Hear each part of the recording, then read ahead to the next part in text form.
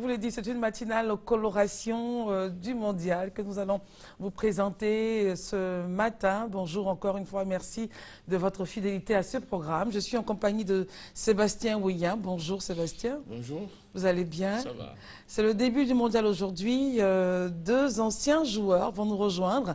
Il s'agit de Tchétché Aimé et de Charles Dago. Avec eux, nous allons parcourir un peu l'actualité et puis évidemment parler des éléphants, par extension des autres nations africaines.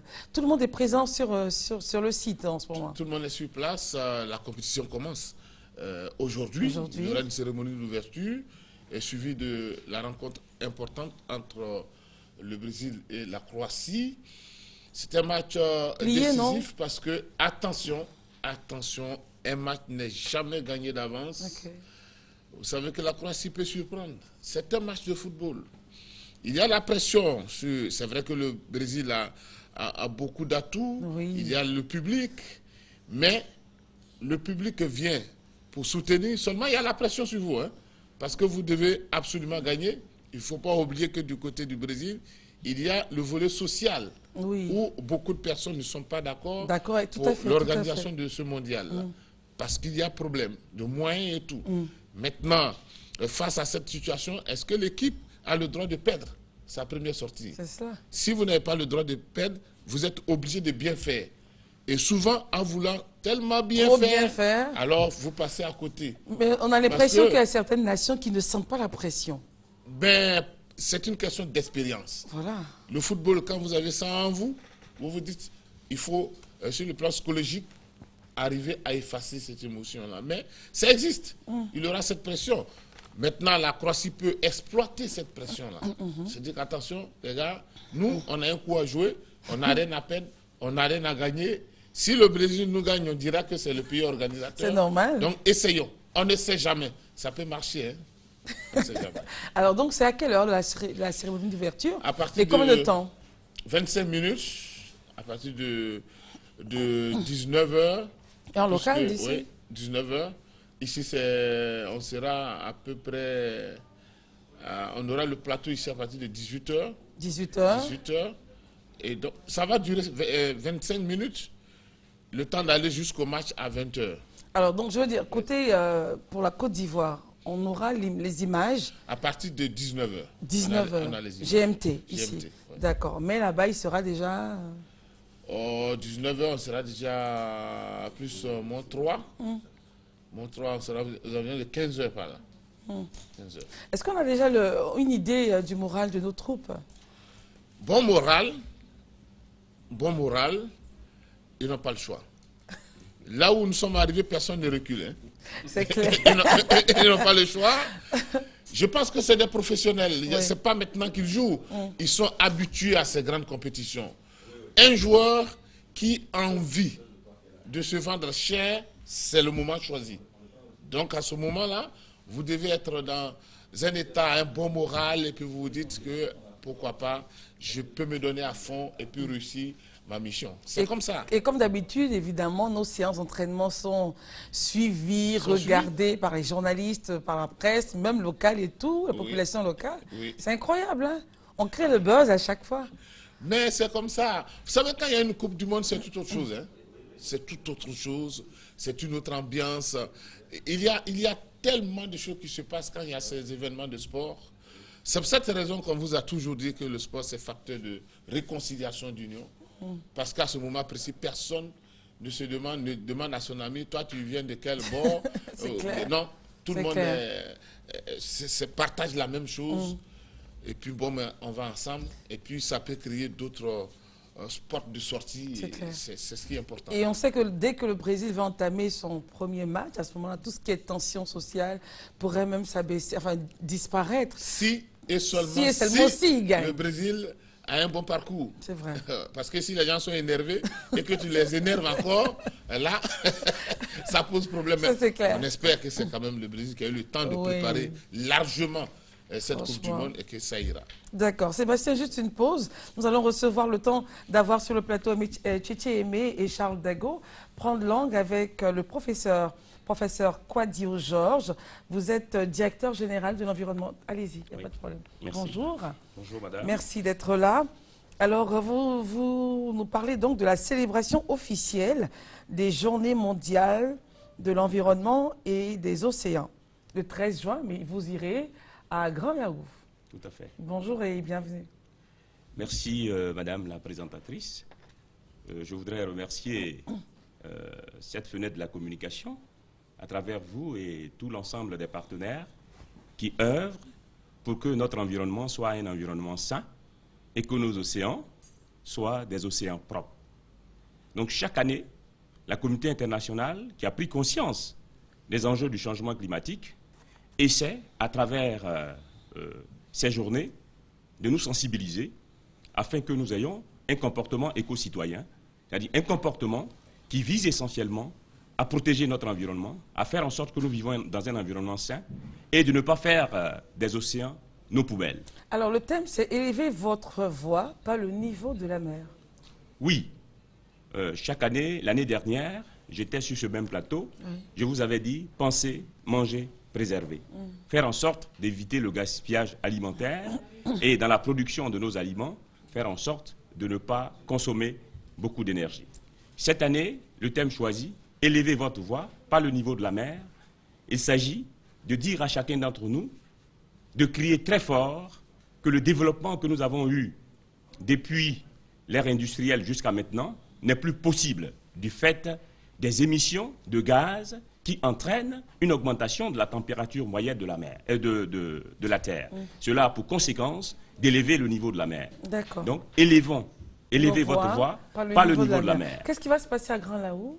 Oui, à Grand-Laou, il faut dire merci au député maire qui a accepté que par rapport à la thématique qui touche le phénomène de l'érosion côtière, c'est-à-dire l'avancée de la mer vers la terre, il faut dire qu'en Côte d'Ivoire, on a enregistré la manifestation de ce phénomène de l'érosion côtière et nous avons choisi cette année d'aller à Grand-Laou. Grand-Laou pour célébrer avec l'ensemble des partenaires et manifester notre solidarité envers cette ville côtière qui est confrontée au problème de l'érosion côtière et d'une manière générale aux problèmes spécifiques environnementaux. Qui sont ces personnes-là qui sont attendues donc dans la cité de Grand-Laou?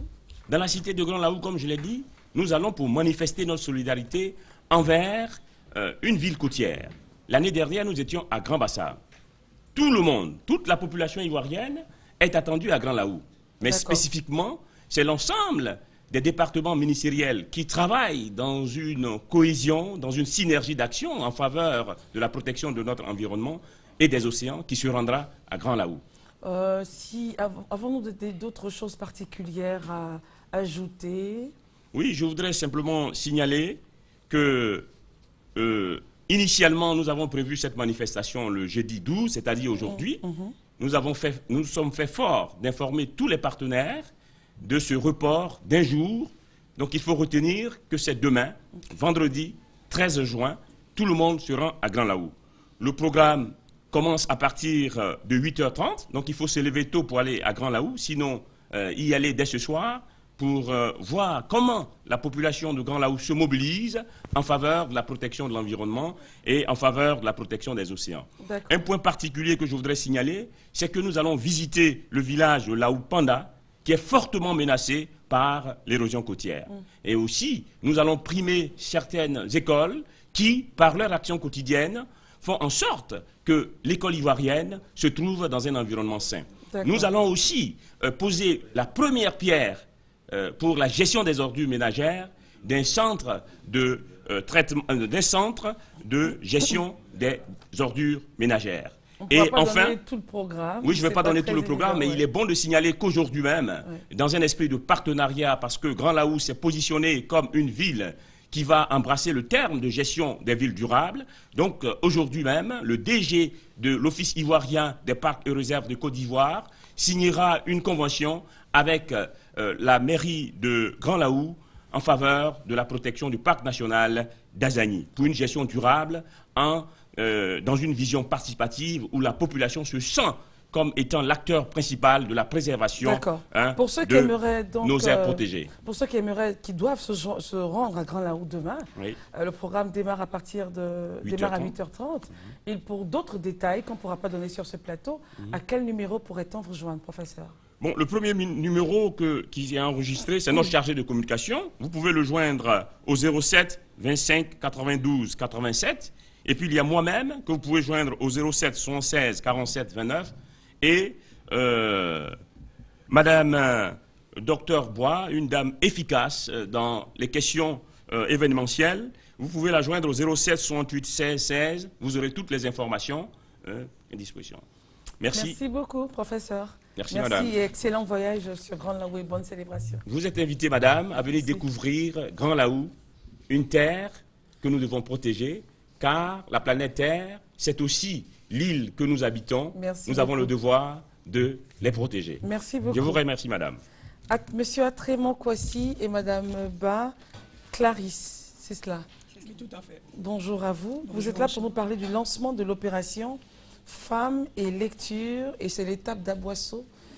C'est Aboisseau, du moins, qui vous accueillera. Oui, merci beaucoup de nous recevoir sur ce plateau. Sous l'égide du ministère de la Culture de la Francophonie, sous le parrainage de Madame Chantal Devarenne, ambassadrice du Canada en Côte d'Ivoire, sous la coprésidence de Madame Fanny Kadidia Jeanne, fondatrice d'école, et du docteur Aka Wele, président du conseil régional de la région du Sud Comoué, la Bibliothèque nationale de Côte d'Ivoire, avec le conseil régional du Sud Comoué, et l'Institut Goethe organise le lancement de l'opération Femmes et Lecture, étape d'Aboisseau, le samedi 14 juin 2014, de 10h30 à 12h45, à l'Apatam Bro Gustave d'Aboisseau. D'accord.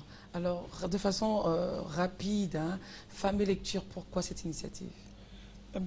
D'abord, l'opération Femmes et Lecture est une bibliothèque ambulante qui se veut de porter le livre aux femmes dans leurs lieux de fréquentation habituels, notamment les salons de coiffure. C'est ce qui fait la particularité de l'opération Femmes et Lecture. Nous installons donc des mini-bibliothèques dans les salons de coiffure pour permettre aux dames, durant leur On a toutes sortes de littérature? Oui, toute la littérature. Toutes sortes de littérature? Toutes sortes de littérature, mais en majorité la littérature sentimentale, sinon les autres types ne sont pas négligés. Ok, voilà. D'accord. Et ça sera donc à Boisseau le 14 juin? Oui, tout à fait. Une seule journée? Oui, en une seule journée. Une seule journée, en partenariat avec le conseil régional du Sud Comoué et de l'Institut Goethe. Madame Ba, vous avez des choses à ajouter? Oui, le programme commencera effectivement à 10h30, mais avant, à 9h, nous accueillons et nous installons nos invités. Il sera par la suite une suite d'allocutions. Il y aura particulièrement l'allocution de Madame Fanny Kadidia Jeanne, qui est la présidente nationale de l'opération Femmes et Lecture, le docteur Aka Wele, président du conseil régional du Sud Comoué, son Excellence Madame Chantal Devarenne, ambassadrice du Canada en Côte d'Ivoire, et Monsieur Vandama Maurice, qui est le ministre de la Culture et de la Francophonie. Nous voulons donc inviter toutes les femmes d'Aboisseau à venir. En effet, femmes, il faut que nous affairons autour du livre. Il faut que nous venions et que nous recevons nos livres, que nous puissions les lire, afin que nous qui sommes porteurs de l'éducation des enfants, nous puissions conduire nos enfants à la lecture pour une éducation meilleure. D'accord. Alors donc, à Boisseau, le 14 juin, on rappelle le site d'accueil. Le site d'accueil, c'est l'Apatam Bro Gustave. C'est connu, tous ceux qui... Oui, c'est beaucoup connu. D'accord. Alors, les numéros? Les numéros sont les suivants. Le 07 15 19 43, le 07 53 69 66 et le 20 21 35 34. Y a-t-il autre chose à ajouter, Madame Ba? Nous sommes ici pour inviter les femmes. C'est une action en faveur des femmes. Ce sont les femmes qui éduquent. Ce sont les femmes qui peuvent conduire les enfants à la lecture. La lecture est source d'enseignement, de formation, de connaissances. Nous sommes en temps de vacances. Il faut que nous puissions conduire nos enfants à passer le temps dans les livres, à apprendre, à continuer d'apprendre dans les livres, à se distraire dans les livres. Nous appelons donc les femmes à venir et à recevoir les livres à Boisseau, de sorte à pouvoir conduire leurs enfants dans la lecture. Merci d'être venu. Merci. Et excellente journée de jeudi aujourd'hui. Merci. Au revoir Merci. et bon voyage sur Boisseau. Merci. Docteur Zotoa Ernest, bonjour. Vous êtes le directeur coordonnateur du programme national de lutte contre le tabagisme, l'alcoolisme, la toxicomanie et les autres addictions. Et nous sommes toujours avec vous en train de sensibiliser voilà, l'utilisation, la consommation, on va dire, du tabac. Vous allez bien, docteur? Oui, merci. Bien réveillé ce matin? Merci. Bonjour, Christelle. Bonjour, docteur. Nous sommes encore à la énième fois ce matin pour parler de tabagisme, ce fléau qui est en train de ravager le monde entier. La Côte d'Ivoire n'est pas épargnée. Le ministère de la Santé ne cessera de vous dire merci. Merci pour nous avoir accompagnés pendant tout le long de cette campagne. Mais je pense qu'on ne passera pas tout notre temps à sensibiliser. Le décret a prévu une phase certaines de dispositions. Alors, la semaine dernière, la chute de notre entretien, c'était justement ces sanctions qui vont bientôt tomber sur la tête de tous ceux-là qui vont fumer dans la rue. Alors, y aura-t-il une police sanitaire qui sera donc en charge de veiller à l'application de cette sanction-là? Alors oui, je viens de, comme je l'ai déjà dit tantôt, nous n'allons pas passer tout notre temps à sensibiliser, à parler, et puis les gens ne nous écoutent pas. Alors, ce qu'il faut savoir, c'est que le ministère de la Santé a déjà fait sa part de sensibilisation. La ministre Dr Raymond Boudou Koufi elle-même, tous les Ivoiriens l'ont vu ici, prendre la chose en main, aller de site en site pour donner le top de signal de cette sensibilisation. Elle a apposé des affiches d'interdiction de fumer dans les aéroports, dans les gares. Cela a été suivi. Vous nous avez accompagnés.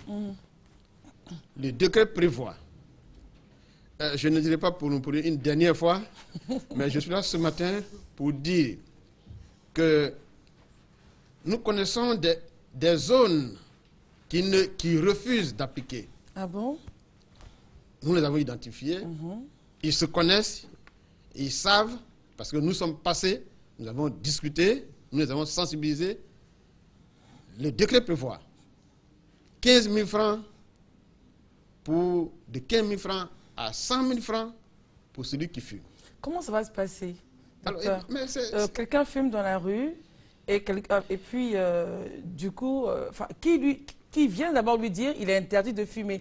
Je demandais s'il y aurait une police sanitaire. Bien sûr, c'est une équipe qui va passer. Je ne vais pas déballer toute notre stratégie, mais il est évident que ce seront des gens, une équipe qui sera mandatée, bien sûr, police, bien sûr, ça c'est évident, qui sera mandatée et qui va sillonner et qui va passer pour voir les sites publics. Si on surprend quelqu'un en train de fumer, ben, chacun va situer sa responsabilité. Et il paye en même temps, vous avez dit de 15 000 à 100 000. De 15 000 à 100 000 pour le fumeur. Pour le fumeur. Et de 50 000 francs à 250 000 francs pour le responsable des lieux publics qui ne respecte pas, qui ne veille pas à l'application des mesures. Alors, excusez-moi, le fumeur, il paie sur place, ça se passera comment? Non. Je pense que on va lui indiquer là où il va payer. Mais s'il ne vient pas payer, est-ce qu'il y aura... mais bien sûr... Qu'est-ce qui le poussera à aller payer ces 15 000 ou ces 100 000?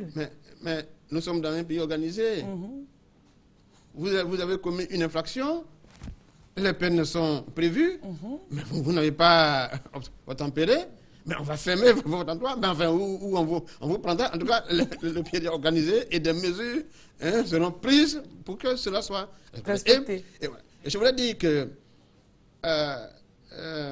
nous avons une ministre qui peut faire d'abord qu'on sensibilise. Parce que souvent, nous voyons dans les journaux, mais vous passez tout le temps à sensibiliser, mais ce sont ces mêmes personnes qui vont nous dire demain, les Ivoiriens ne sont pas suffisamment informés, pourquoi vous n'avez pas passé l'information?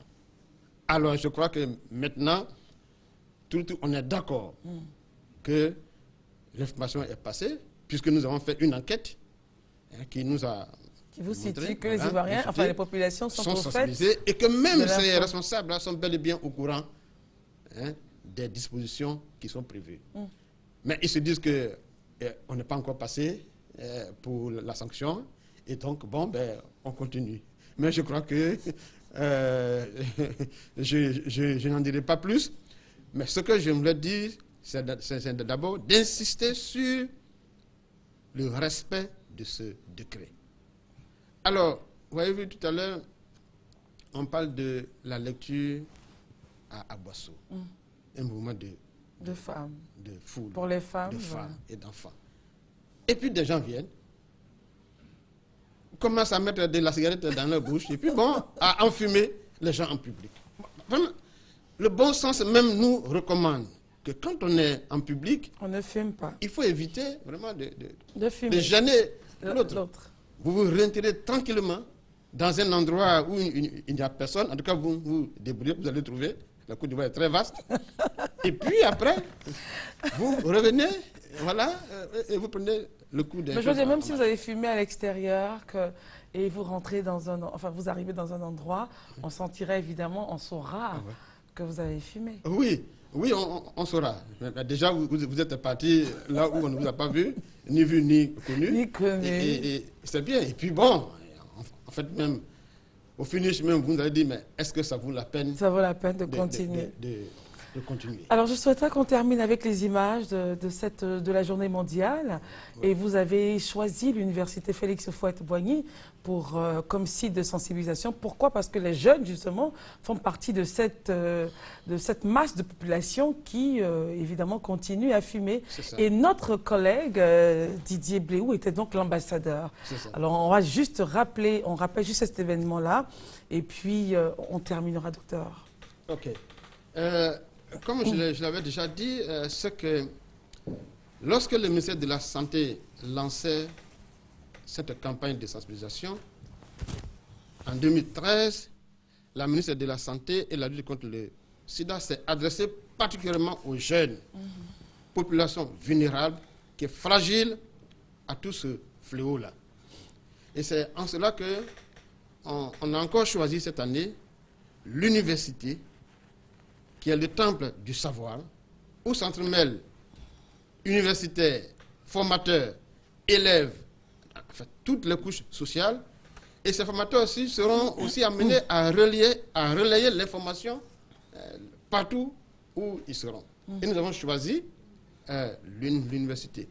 Mais au-delà de ça, votre collègue a été choisi, a été primé, désigné pour être le grand messager de la lutte anti-tabac.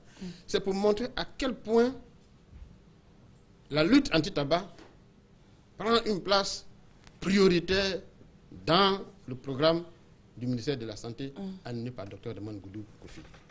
Merci beaucoup, Dr Zotoa. Merci et on se retrouve assurément la semaine prochaine pour continuer à sensibiliser les populations et surtout que dans quelques instants, on va atterrir à la phase de répression où évidemment, si vous fumez dans un lieu public, vous serez sanctionné. Ben oui, merci, docteur. merci. La semaine prochaine, nous allons nous retrouver avec de bonnes nouvelles choses parce que je suis sûr que les gens ne vont plus fumer dans les lieux publics parce que la sanction arrive. Merci. Et nous sommes sûrs d'une chose maintenant, c'est le temps de la réclame sur RTI 1. À tout de suite.